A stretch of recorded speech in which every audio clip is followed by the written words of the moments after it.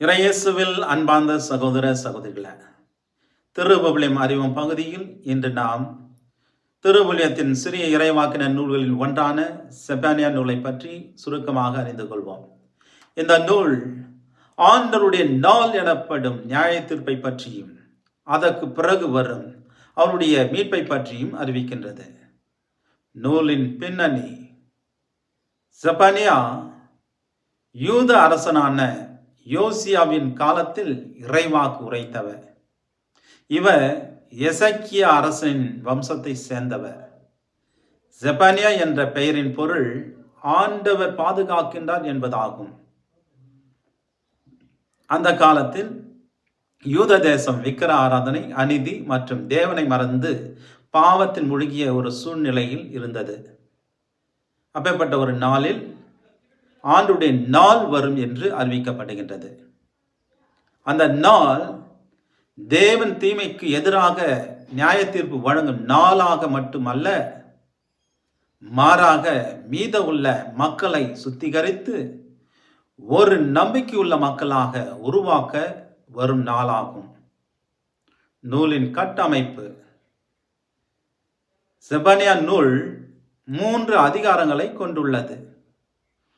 முதல் அதிகாரம் யூதா மற்றும் எருசலேமின் பாவங்களுக்காக வரவிருக்கும் கடவுளின் நியாய தீர்ப்பை பற்றி அறிவிக்கின்றது. ஆண்டவருடைய நாள் கோபத்தின் நாளாக இருக்கும் என்று எச்சரிக்கப்படுகின்றது. இரண்டாம் அதிகாரம் யூதாவை சுற்றி உள்ள நாடுகளுக்கு எதிரான தீர்ப்பு.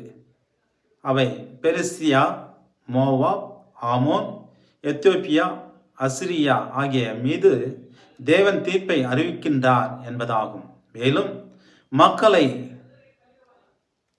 கர்த்தரை தேடவும் அது அழைக்கின்றது. மூன்றாம் அதிகாரம் எருசலேமின் பாவங்களை கண்டிக்கப்படுகின்றது. ஆனால் இறுதியில் தேவன் தம் மக்களை சுத்திகரித்து அவர்களை மீண்டும் உயர்த்துவார் என்று வாக்குறுதியும் அளிக்கப்படுகின்றது.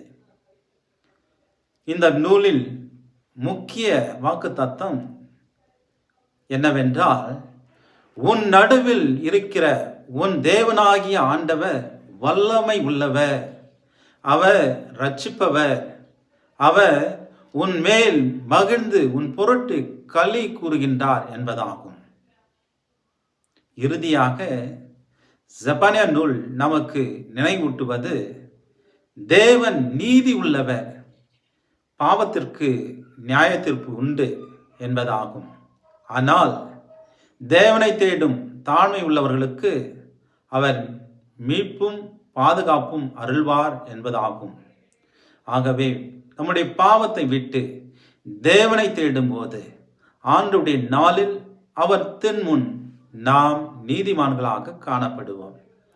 மீண்டும் திருவிவிலியம் அறிவும் பகுதியில் சந்திப்போம். அதுவரை இறை ஆசீர்வாதத்தோடு இருப்போம். எல்லாம் வல்ல இறைவன், தந்தை, மகன், தூய ஆவியார் உங்களை ஆசீர்வதிப்பாராக.